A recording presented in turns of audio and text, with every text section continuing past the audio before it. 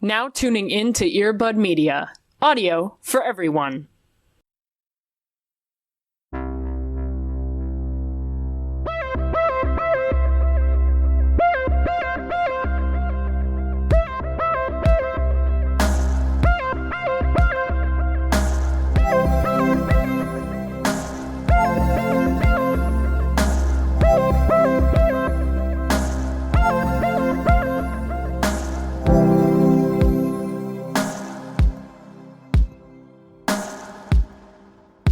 I have breaking news. Okay, great. I somehow, I don't know how, but I missed this last year and was in just an absolute sea of confusion the whole time. But I am very pleased to announce that this year, during Bama Rush, I have made it. I have made it. I'm here on TikTok for it. Oh my god, year. you're on Bama Rush TikTok? Wow. I'm on it. I understand it now. Right. I Jokes get the make hype, sense. Yeah. And I am undeniably obsessed. I get it. Yeah. I get the hype. I'm very happy for you. I'm scared for these girls because I feel like there's so much more at stake, I feel like, than there was last year. it also feels like weird for like the university perspective of like also like sororities are really weird about social media in general. So it's like, is this even I'm just very confused with the politics and like the actual logistics of Bama Rush TikTok. I agree. But I am invested in it. I saw a theory going around that the reason why there's less of coverage this year is not because any of these universities are actually taking precautions, because why would they do that? Right. It's just free publicity at this point. Right. But instead, because they are being told not to still make TikToks, but to not post them because Netflix is filming a documentary for it. Oh, shit. That would be interesting. Because I've seen quite a few, and every one of them I've tried to engage with so that my algorithm knows, like, I am I'm curious about what this is, which is naturally my algorithm has skewed in a way that's very straight and weird. Yeah.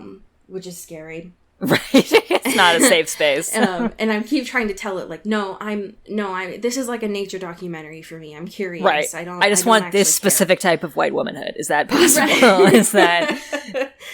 No, it's like, I need David Attenborough to, like, narrate what's happening here for me. Yeah. I don't actually need anything else from this side of this world, please. Anyways, welcome to Into the Twilight, where sometimes Into the Bama Rush. Bama Rush, but most of the time we do not do that. Hi, how are you? It's been a while. It's been a minute. I am tired, but I'm here. I'm still alive, but I'm barely breathing. You know what I mean? God, same. That's my vibe. But I do want to bring something that has given me an immense amount of joy. Please. It is... So, I love Mike's Mike, right? He is a great YouTuber. He makes, like, a lot of fun, like, pop girly videos. I think he did a lot of videos about Twilight, too. But I kind of fell off because he started making these really, really long videos. And I was like, I don't think I have the time to spend for that at this current moment. Sure. But I found myself recently being like, you know what? I think now's the time. And I started with I think the series that really made him blow up, which is an unhinged recap of Pretty Little Liars. Okay. They're 3, like, 2-hour-long videos. So it's 6 hours total. I'm not finished with it yet. This is my dream kind Goes of person. full investigative flowcharts. He has pictures on the wall. He has like the pointer sticks that you have as a teacher or whatever. There's like strings in between all the characters of how they're related to each other. He goes through everything in excruciating detail. I read the Pretty Little Liars books growing up. Like I read all of them probably. Like however, like 20, 30 of them. Maybe I probably stopped at like 20. I watched like the first episode of the show and I was like, this actually makes me angry and I don't like it and I'm not going to watch it. So I never watched it. So now I'm like getting this like secondhand account of every second of everything that happened in this television show in a very funny way. In this thumbnail. Yes. And it's truly like a Herculean effort. And it's incredible. It's incredibly funny. It's very thorough, as you can imagine. So I'm obsessed with him again, because this series is fantastic. I'm very excited about the Glee one, but I think that one is still in progress. He's not like, I don't think he's finished with it yet. Because he likes to take his time. Because it has to end with him killing Matthew Morrison. Right, he has to like, fully destroy him in a battle. Right. One, the absolute dedication first of all. Right? God. I can imagine having that idea, but having the executive functioning to follow through on something like that, I absolutely cannot. Like, there's no way. That is perfect. I love a long YouTube video. Yeah, So same. now I'm very excited because I did drop off of Pretty Little Liars. So this is very good news for me. How are you doing, my friend? I am also tired. Yeah. But I'm here. I'm proud of you. I'm all right. What I'm bringing as my happy thing this week is a little bit, listen, it's a journey, but I want to just follow me on this one. I have ADHD, and one thing that I often find about myself that I thought was normal, but apparently is not as normal, is a fun little thing that I call echolalia, where I just in my head will have like a phrase or a lyric or often just like a really random brand from a pair of jeans that I just repeat all the time. Mm-hmm. That's just a fun little thing. Fun little quirk, yeah. To torture me on a daily basis. And something that got stuck in my head this past week that resurfaced after quite a long time were these multiplication songs that I learned back in 3rd grade. To help me learn the fucking multiplication chart that fucking terrorized me. Yeah. And so what I wanted to bring as my happy thing this week is mnemonic devices. Okay. Tell me more. These fucking things saved my life. Yeah. And still do. Mostly when it comes to things like math. Yeah. And just numbers in general. I would say that back when I was a lot younger, because I always thought that mnemonic devices were things like, and they can be things like acronyms and acrostics, but like there's a lot for math. And as someone who loved math as a kid, before they started putting letters into math, that was something that was super helpful for me. Did you ever learn multiplication songs? I think I did, as I'm also a little bit skewed because I started in school in Montessori, so I didn't really, there was a few years where I wasn't doing a lot of like real learning, you know what I mean? It was a lot of like experiential. You were more focused on like washing your feet in buckets and stuff. Right. Yeah. We did not do that to my knowledge, but maybe I repressed it. I don't know. I just remember playing like a lot of computer games, to be honest. Sure. It's not like a lot of real learning. I was also the kind of kid, I gave numbers like personalities. Like they all like had relationships to each other, and that like made me understand numbers. Like, you know, like 7 was like obviously super cool, and like 3 was like a little brother or something. It was like I had like little relationships in my mind, and so that's how my brain works.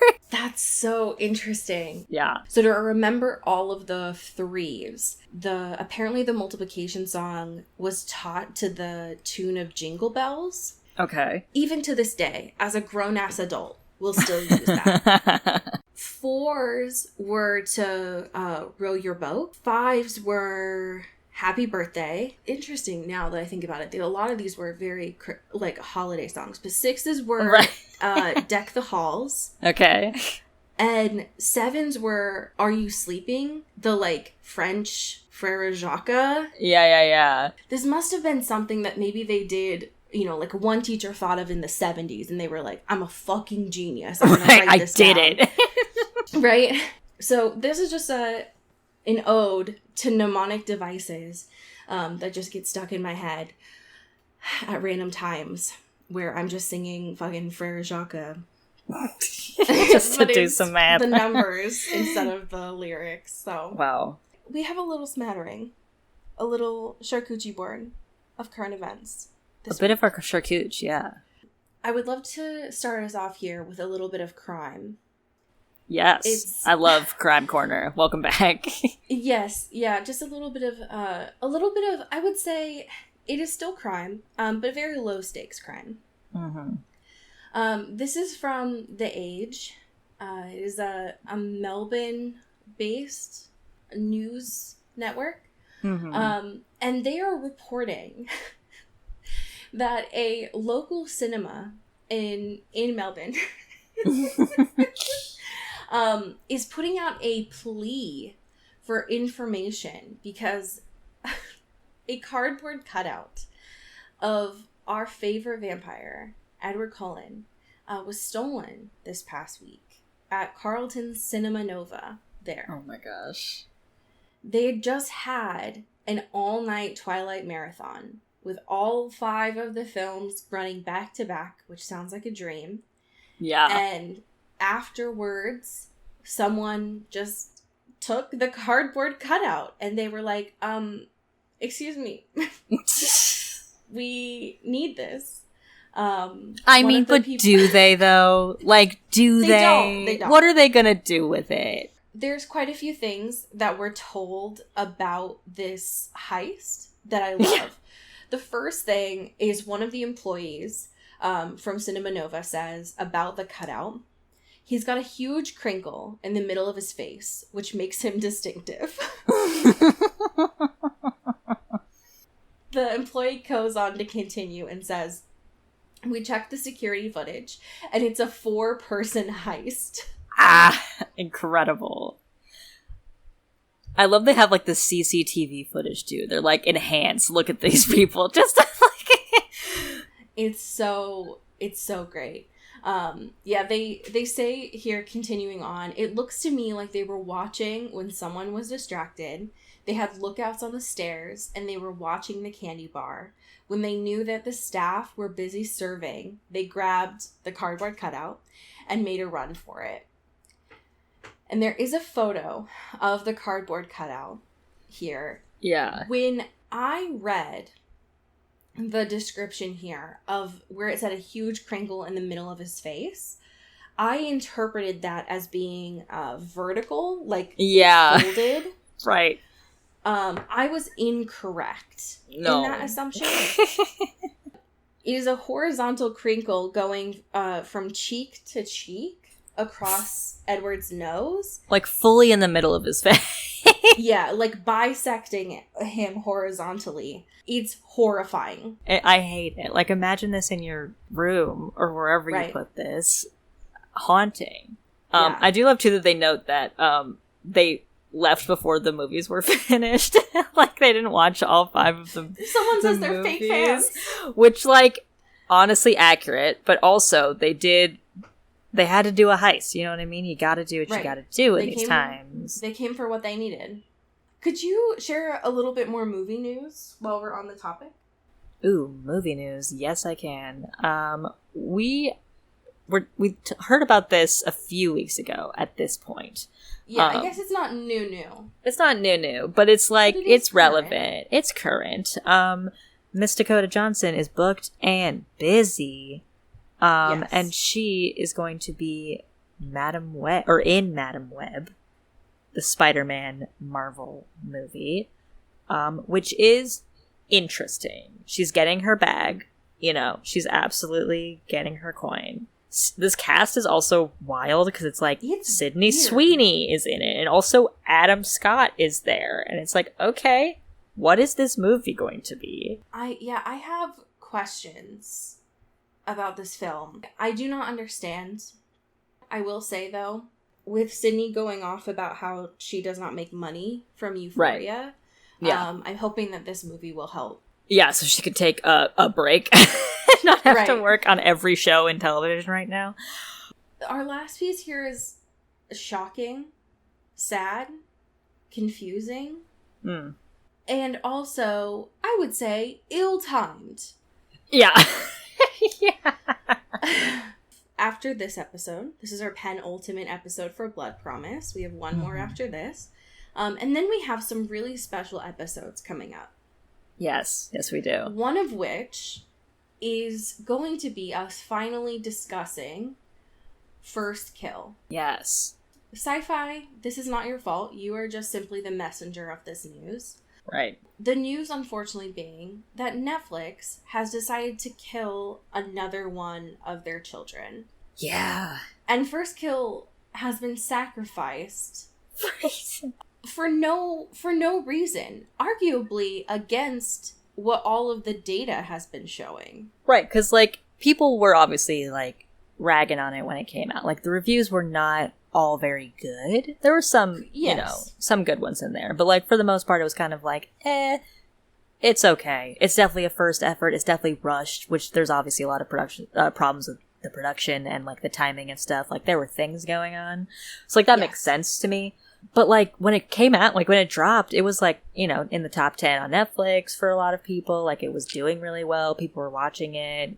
So it feels interesting that it is not going to get another season. And I think the thing that surprises me, and I will leave my review of the show until we actually discuss this, but, like, the show came out 2 months ago. It was, like, competing against, I would say, one of Netflix's strongest competitors, which is Stranger Things. Right. And Umbrella Academy. Like, both of those just came, like, released again. Yeah, right? Big heavy hitters. Yeah. So the data wasn't showing that people weren't watching it, but I think that this piece specifically, the showrunner from First Kill, is like, Netflix did absolutely no marketing for this show. And that makes it a lot harder to, one, give us any sort of budget for it, but also to make sure that it's being seen by the people that this was intended for and to be discussed. So that sucks. Yeah, that's definitely a blow.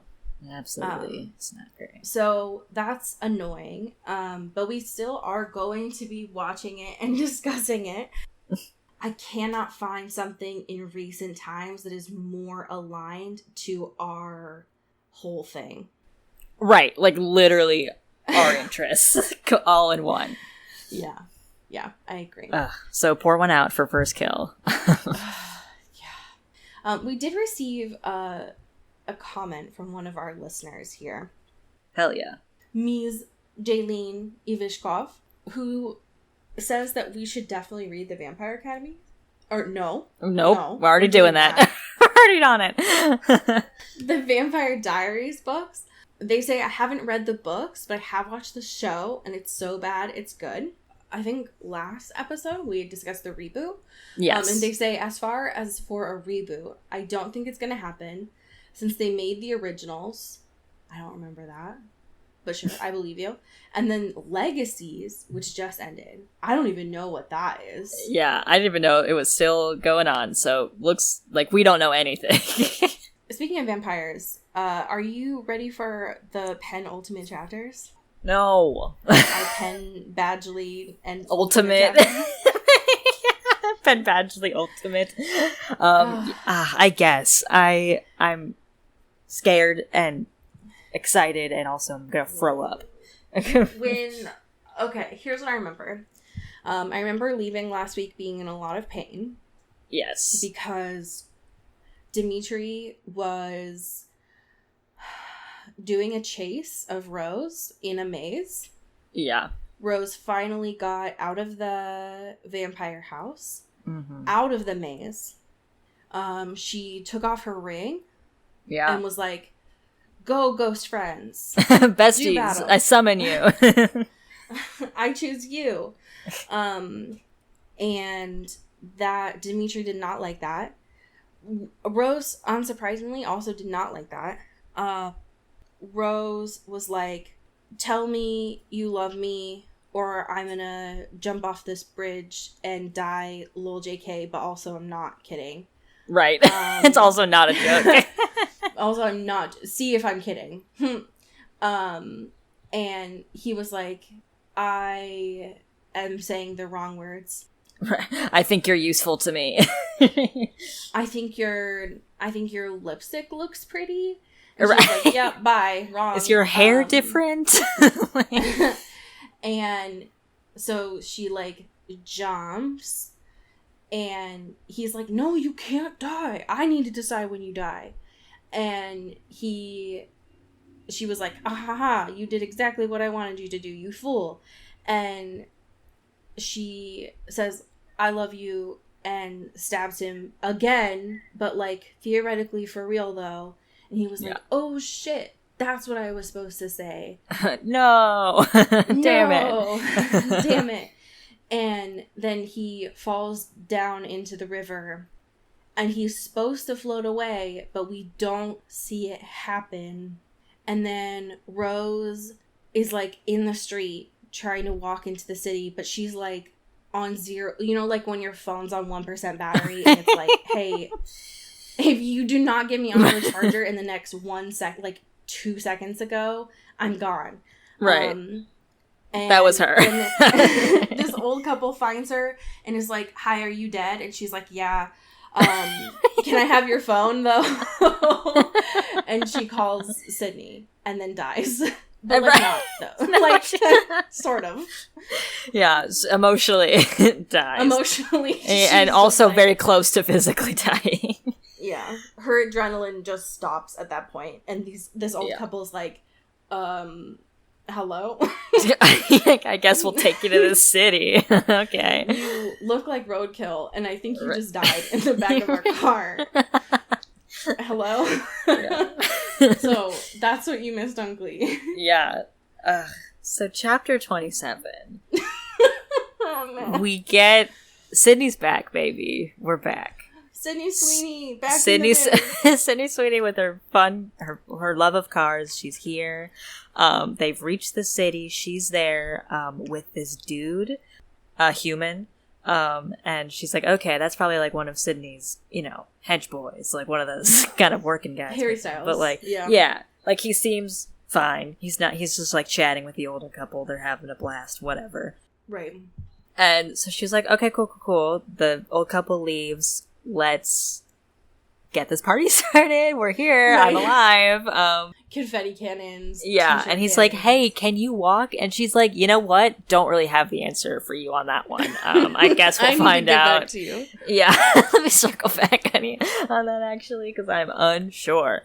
Right. Turns out she can. Not great, but she's doing her best. And they go into this like townhouse situation, and she just like fucking passes out in a bed. Yeah, she dies again. Whoops. Fully just face plants into a bed. Love it. The Grim Reaper from The Sims is there. He's like, yeah. Right. Yeah.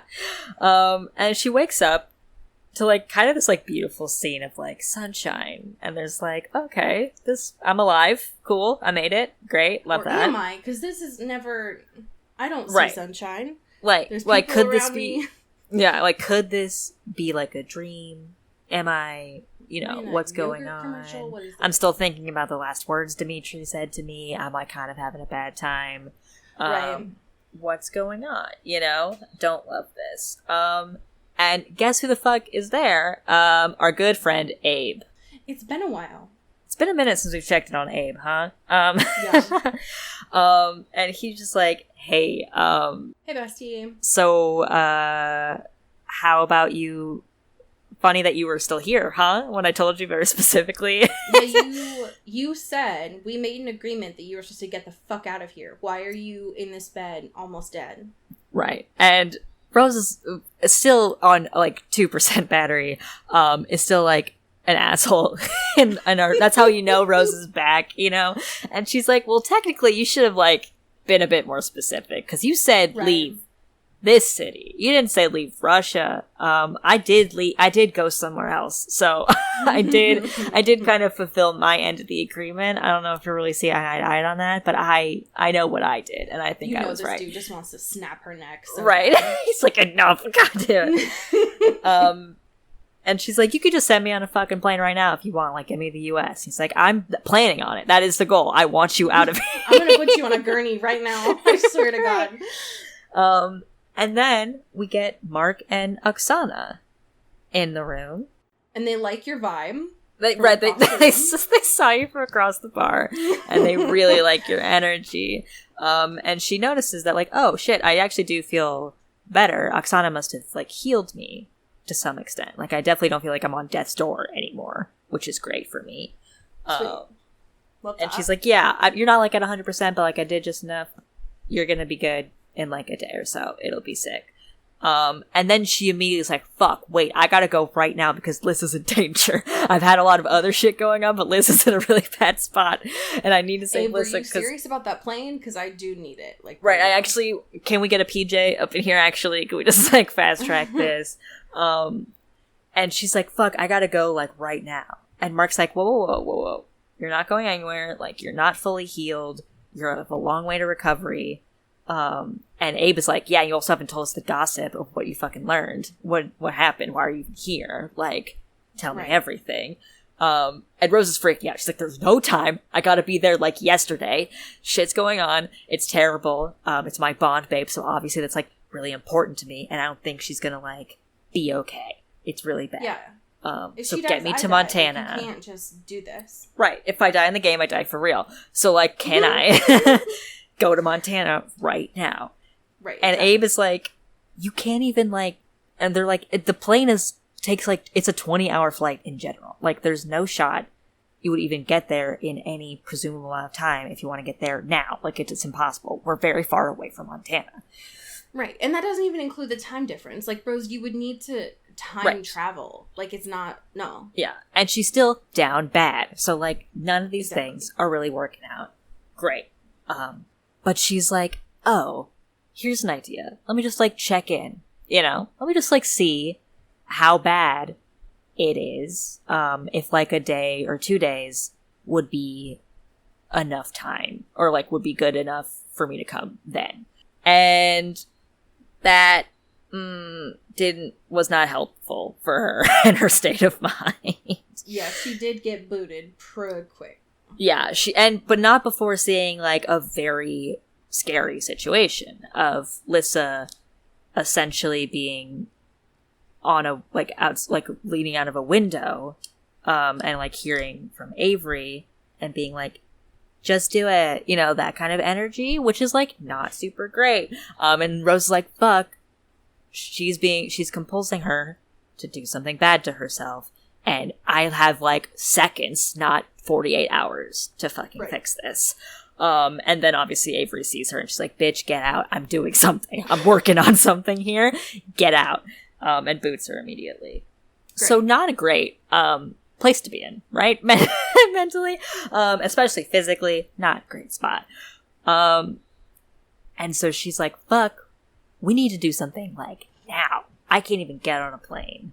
What the fuck can I do? Like, I can't just keep going in because Avery's gonna keep booting me.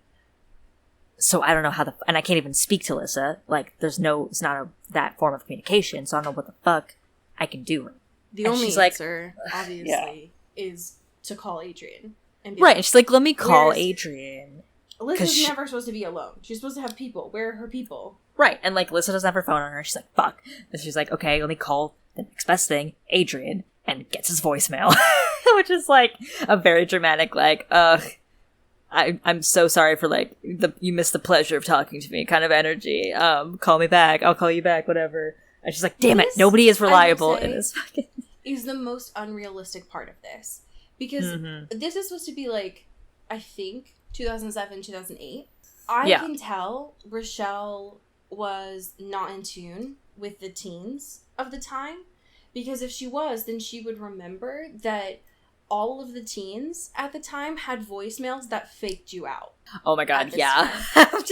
That would be added to the layer of stress that Rose is already experiencing if it was just Rose like a... would have actually dropped dead at this point, because what this actually would have played out with is Adrian's voicemail would have been like, hey lover, and then it would have paused, right? And it would have gone like that until Rose realized, like, you know, like a minute later, leave your message at the beep, like, faked you out. And it's like, you know, she would just combust. She would, like, snapped the phone in half. And then Rose is like, fuck, okay, all my lifelines are not fucking responding to me, and I can't do anything right now. What we can do is, Oksana, you got something interesting me, right? going on. I know I owe you, but what if you do me one more solid? You can go, you have a fun little quirk where you can go into someone's mind and, like, touch their thoughts like you did to me. Right. And she's like, you know, it's not, like, a thing I love doing, you know? It's not really, it's a, like, necessity. She seems really disgusted only. By it. Yeah, she's like, that's kind of gross. I feel, like, morally, against that idea. And also, like, she's far away. And also, I don't know her. It's easier to do when it's someone I have like a relationship with and I'm also in a close proximity with because I can like get in there. If I'm just going for someone thousands and thousands of miles away, that doesn't really help. Like, it's a very hard barrier to do. And Rose is like, fuck, like this is the only thing that will work. And like, what if you go into my brain, right? You touch my little brain. You touch what's going on in there and my thoughts. Right. And then I do the bond. And like, maybe together we'll be powerful enough to do something or at least communicate in some sort of way. This is some real galaxy brain stuff. Yeah, this is like some girl boss planning of like, whoa, I haven't even thought about and nobody else in the room too was like, I've never heard of that even happening or being a thing. And Rose rightly is like, well, we haven't had as many spirit users and like people who know this kind of stuff in the similar room. True. Ever. Like, it's very rare for that to happen. So maybe we haven't just tried it yet. So maybe it works, you know? Maybe it could work. Yeah, just watch us.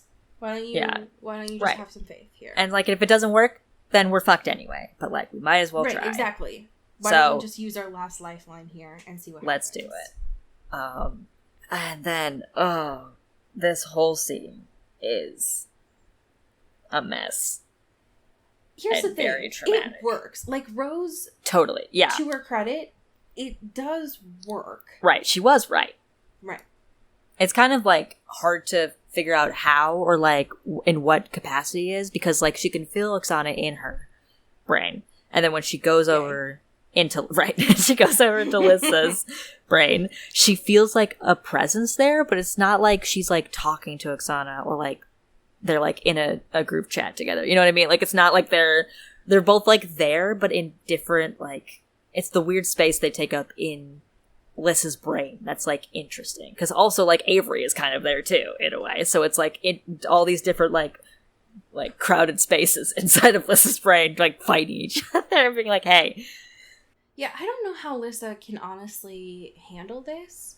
When theoretically right now in Lissa's brain, while she's standing on the edge of on the ledge of a window right now, she has Avery, Rose, and Oksana also in her brain.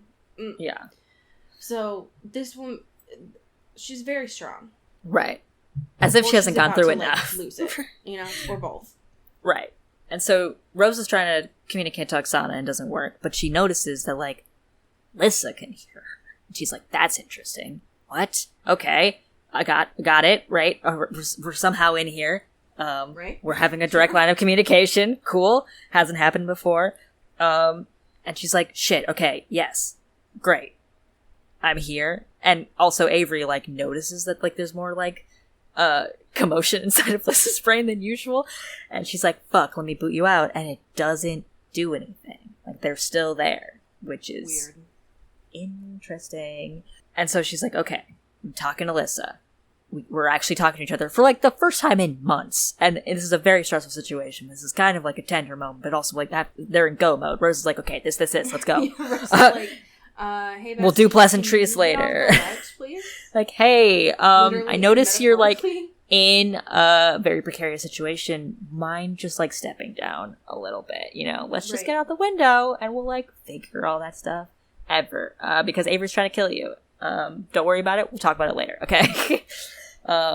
And Lissa tries, but like, it's really hard for her to do because Avery's like using compulsion on her. And Oksana's like there, but not really like enough to like overpower it. She's kind of taking like more of a backseat role. She's kind of like being the mediator of like, I got you in there. It's all you now. Like, I'm not going to like actively honestly, there do should anything. Be an adult present. Right, exactly. It's like, I'm just watching, you know, I'm gonna be, like, monitoring, but I'm not gonna, like, go in there, because that's against, like, what I'm feeling is appropriate for me to be doing. Understandable. Right. This is very interesting. Yeah. And I will say, to Rochelle's credit, this is absolutely not where I expected, this book to go, and also how this, like, this book's like final boss moment to go. Yeah, right. For this chapter at least to be mostly mental because it's not the big boss fight is not completely mental, but most of this chapter is. Mm-hmm. Yeah. And that's, I mean, thank God, you know, and we've said this several times, like, thank God that Rochelle is, like, a really good action writer. Mm-hmm. Because this would not work if it was like, there are three presences in Lissa's brain. Right. And there are 2 people technically in the room with Lissa right now. And 2 people in Rose's room. Well, I mean, there's also other people there, right? But there's a battle happening in her brain. How do you actually write that? Yeah, and it's written, like, very well. Like, it makes a lot of sense of how this is done. Like, she gets, you know, obviously Lissa's been drinking and stuff, so she's like, my compulsion stuff isn't as good as it was, especially against Avery. But, like, just by talking with Rose and, like, building up the sort of willpower, like, manages to get off the ledge of the window, which is great. And you'd think, like, that's the end. Right. But and it's Avery is certainly terrifying. not. Right. Avery is very scary. And it's not great. Of how just and also, like, the way she's communicating in person, right, with Lissa, but also looking through Lissa and, like, essentially looking at Rose, being like, I'm gonna kill you. I'm gonna kill all of you. I hate you. This is my time to shine, baby. Because it's not, and I think that's what's really scary about Avery as a antagonist, is that she doesn't necessarily want Lissa just for her royalty, like just for her power societally, but she mainly just wants her for her, like, actual power. Right. And that's really fucked. Because I think that, like, here's my other question for you. How did you feel about when the psychic struggle moved from Lissa to just Rose? Oh. Like, into the... God. into Galena's home. Scene. Yeah. So, like, essentially, like, Avery, like, gives death stares at Rose. Like, I know exactly what's gonna fuck you up. Like, I know how to break you. You think you're strong? I got you. And essentially sets Rose in a very realistic fantasy of Dimitri's alive. And also, he's not a Strigoi. And they've been dating they live together, and, like, they have a happy life, and, like, they hang out with Lissa, and everything's beautiful, and, like, it feels real. Like, the way she's describing it feels like this is actually happening, and she just, like, woke up from a bad dream and into her actual life, you know? Yeah, and being like, Lissa's in college, and they live in Pennsylvania. Right, and it's it's a couple serene. miles away from her, and amazing. Like, he would never have been a Strigoi. Right, and everyone loves their relationship. Nobody has any problems. It's all good. Everything has worked out, and it's amazing. And Rose, like, falls for it to some extent, because it feels so real. And she's like, fuck, this is really good. I have not seen this man like this in a really long time. And this was, like, the ideal life that we wanted, and it feels like it's happening, and it's real. Which is awful. This is one of my favorite things when any sort of media does this, but I hate it so much because it hurts when they do this type of illusion and the character realizes, like, there's no way that this could be real because it feels too good. Right. Exactly. It's like this happened because my life isn't this happy, and I'm like, okay. Nope. Yeah. I'm just gonna, no, I'm out of here, actually. I can't do this anymore. I'm too much in pain. I can't do this anymore. And so, like, she realizes that this is not the reality. She, like, kind of is shaking the feeling of it and being like, fuck, like, I have to, Lissa, the priority is Lissa. I gotta get out of here. This isn't real. And then it gets, like, really intense because it's like, fake Dimitri, alive fake Dimitri, is like, you're choosing Lissa over me. You always did that. Like, do you love her more than me? Whatever. And she's like, this isn't real. You're not real. And also, I love both of you. So fuck off. Okay. I have to go. I made a choice because Lissa's still here. And I gotta do whatever it takes to make sure she's still around. Rochelle. There's a part too where she says, like, my life was doomed to always be about choosing between them. Yep. And I would like to ask who hurt you personally, Rochelle. Yeah. I have questions. There's also a part too where, like, right after Rose says to fake Dimitri, like, I love you both, where one of the gayer things that she does in this chapter, she says, like, I used all of my will to push myself back to Lissa and tear myself away from this fantasy, and it's like, okay. And it hurts too, because she's like, that life was too easy. Right. Yeah, That's too good. That was too good of a life. No. Could have stayed there the whole time? Sure. But that would have, you know what? I got shit to do. And also, shit's really bad right now. So. Yeah. Avery at this point it's interesting because she's, like, visibly, like, sweating. Yeah. From how much she's had to struggle at this point, not just with Lissa, but also with Rose to keep them under control. And now her weird brother comes in, and he's, like, very angry. And I thought it was interesting because Avery's like, you know what? Fine. I don't need to, like, use psychic powers. I can just fucking physically fight you and kill you. Right. And that's basically where the chapter ends, because Rose is like, hey, okay, so we did the mental work. Cool. I'm still gonna be here. You do have to physically fight now. So I'm gonna help you with that. I love that because Lissa's like, that's not my domain. So how right, do I do exactly. that? Yeah. So chapter 28, she's like, what? I don't fight. I've never fought. What am I gonna do? And Rose is like, no time. Duck. Go right now. This is cute. I like this. This fight scene is so great because it's like Rose just obviously, like, operating at a delay here of being like, okay, I'm observing the situation. I have to communicate what will make sense to Lissa. Lissa has to, like, absorb that information and then physically do it. So, like, she's going, like, a little bit slower here. And Lissa's also not a trained fighter. So she's, like, trying her best out here to stay alive. And really, anytime Rose is like, do you see an opening? Do you see a door? Just run. Just get out. If you don't have to fight, just find a place to get out. It's okay. It's find any door, crawl. Because it's not just Rose and Lissa and then Avery and Reed, but Simon, Avery's, like, henchman, also enters at some point, and Oksana's like, all right, bring me into the ring. I got this. Right, I'm in. Let me go. Let me at him. Tap me in. And so it is wild to read where there is this, like, psychic fight that's turning physical, and then there's also a physical fight that is happening as well. Yeah. And then also, I think, pretty early into this, too, Adrian comes in, and he's like, what is happening? Right. The whole gang is here. Everyone is just, they're all like... fisticuffs. Right. It's like a whole brawl. I'm surprised, like, nobody from, like, campus security or something was like, what is happening right now? Right. We've heard, like, glass breaking and furniture falling. It's a lot of screaming. Like, what are you doing? The auras are off the charts over here. Like, what is going on? The magic being used here is wild. What's happening? God.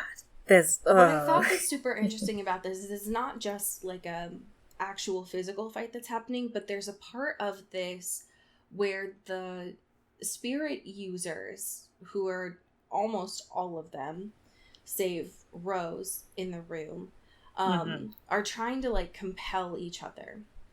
Yes. Oh my god. Where I think that, like, I think it was Simon gets, like, there's multiple compulsions trying to happen to Simon at once. Right. And they're not really talking to each other. They're just, like, going for it. No, they're not. And I think that, like, a lot of spirit magic had been blasted into him at some point. And when that happened, it got a little bit messy. And it, like, Simon went down. So all that stuff that had fried Simon went into Avery. And then it, like, fried her brain, too. And it was like, like a 1-2 punch. Yeah, it was pretty... Exactly. The amount of energy charged in there, especially, like, with conflicting messaging, because they're like, you should... One of them's, like, compelling them to, like, leave the room, or one of them's compelling them to go to sleep, or one of them's compelling them to, like, do something else. And it's all just, like, his brain, I'm sure, is just like, what's going on? Yeah. And just, like, fucking explodes, basically, and, like, fries his brain. And then also, like, because Avery is, like, so using power from him, whatever, like, also she gets connected from it. And, like, they realize, too, that, like, it's because there's, like, also a bond there between Simon and Reed. Right. Because Avery, and that's like, the thing that Lissa didn't realize until this happened, is that Simon, or Avery, was bonded to both Simon and Reed, which was why when they went down, all that magic flooded into her and, like, fried her. Mm-hmm. And Lissa was like, oh, you're not supposed to do that. Yeah. Uh-oh. Whoopsie. She was a dark spirit user. Got it. Yeah. Cool. Makes sense. Got it. It's all coming together. That's why they were, like, nasty, weird, creepy relationships between the two of them. Yeah. Ugh. And, like, Lissa obviously just collapses, and it's like, fuck, that was a lot. I'm just gonna take a quick nap real quick and just, like, say goodbye to Rose. And they have this, like, nice interaction where she's like, you know, I have to, like, Rose is like, I have to go. I'll be back soon. I don't have any more quarters to enter in. Right, yeah, I'm actually out. It's gonna hang up soon, so. And Lissa's like, thanks for being there.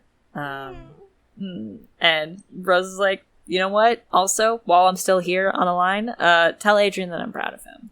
Oh my god. Which I love the part too where Lissa's like, will you be back? Like, when will you be back? And Rose is like, soon. I'll be back. Yeah, I'll be back soon.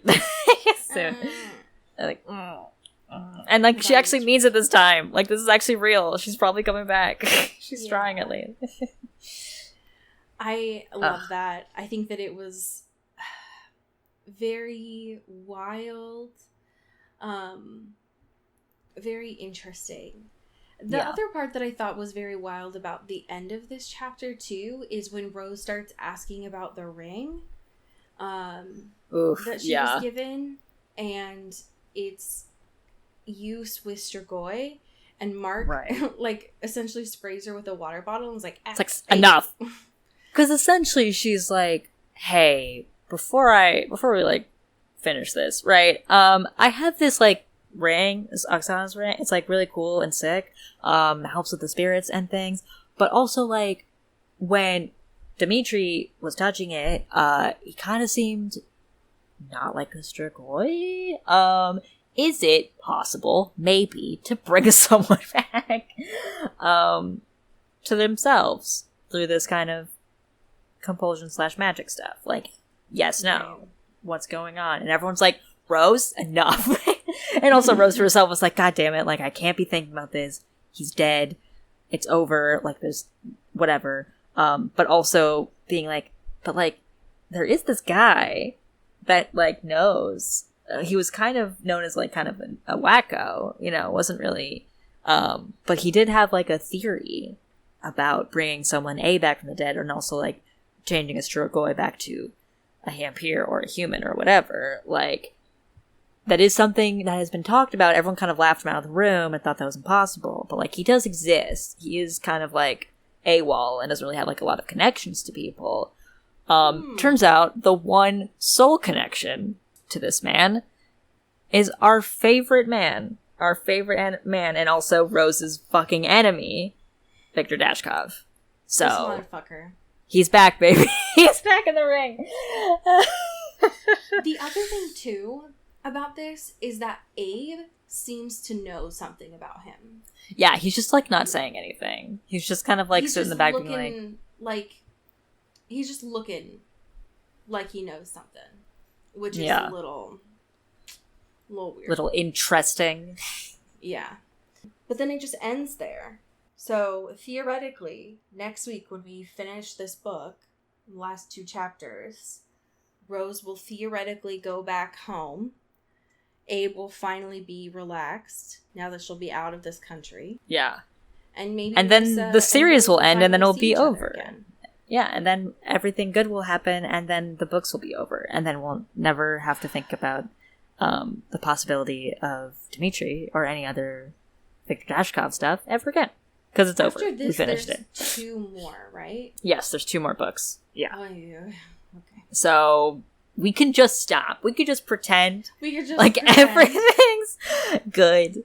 And we don't have to... It doesn't have to be like this anymore. We don't have to feel this pain anymore. All right. Yeah, that sounds good. Just a thought. You know what also sounds good? Yeah. Is that I would love to just shout into the world about how much we love our patrons. Hell yeah. Absolutely. Would you like to start us off? Yes. Thank you to Katie Black. Ooh. Ooh. Thank you to Kylie Minty. Thank you to Alex Dornan. Ooh. Thank you to Carrie Goldberg. Thank you to Rebecca Cullen. Ooh. Thank you to Jasmine Anastasia. Thank you to Megan Pattinson. Ooh. Thank you to Cassandra O'Shea. O'Shea. Thank you to Clara Belikov. Ooh. Thank you to Katya Karp. Thank you to Hannah Dragomir. Ooh. Thank you to Hope Castile. Ooh. Thank you to Rachel Ashford. Ooh. Thank you to Emerson Kurova. Ooh. Ooh. Thank you to Maddie Facinelli. Ooh. Thank you to Samara Rinaldi. Thank you to Genevieve Morgan. Ooh. Thank you to Tess Avery. Ow! Ooh. Thank you to Danielle Burke. Ooh. Thank you to my mom, your mom, our mom, Kelly Beth. Mom! Mom. Thank you to Sophia Salinger. Ooh. Thank you to Lara Forty. Ow, ow! Thank you to Dan Zeklos. Ooh. Thank you to Maria Swan. Ow, ow! Ooh. Thank you to India Peach. Ooh. Thank you to Emily Ozera. And last but certainly not least, thank you to Jaylene Ivishkov. Ooh. Ow, ow, ow. Oh. I have a fanfiction that I found for you. Incredible. Love it. This is by the author Dobroy_Utro. Great. This is titled The Bookshop. Okay. The summary is, Dmitri Belikov is 25, and it's not that his life feels stagnant. It's just that he feels as though his soul has grown dusty, hidden away on a shelf like all the books around him. He longed to pull himself off the shelf, brush the cover, and start anew. But for what? By now, stagnancy is his routine. And this is from chapter 1. Hell yeah. He is talking with someone named Rose, weirdly enough. Interesting. Considering this, he turns down another aisle, beckoning her to follow him as she peers at him confused. When he stops again, they are in front of the naturalist section of the store, one of their larger sections considering the booming outdoor culture in Montana. They had everything from Peterson guides on plant and animal identification to hiking maps and fishing books. He sees her gaze at the section with admiration before pulling out a small guidebook on rock climbing in Montana. That explains the calluses. Get me out of here before I try and buy up everything. Dmitri laughs, offering to take the books to the register for her if she wants another second to look at the section. No, she insists, she'll be back. She just turned to leave after Dmitri rings her up when she abruptly turns back to him, much like she had when he'd first given her directions to the book. Rose, by the way. My name is Rose. Nice to meet you, Rose, he counters. Dmitri. Until next time, Dimitri, she responds, flipping her hair over her shoulder before walking out. Until next time, Rosa. End scene. My heart can't do this. I can't. The way, and I don't know, because I didn't look at the other chapters, but the way that this was giving it off, it reminded me a little bit of Joe Goldberg, so I don't know if that's how this is going, of like... Yeah, maybe that's the... owner, right. or if it was like, I didn't exist as a person until I saw you, which is, I mean, that's also a little Joe Goldberg, so... Yeah, so hey. But if you need a something to remind you of what Dimitri used to be like, there are plenty of fanfictions for you.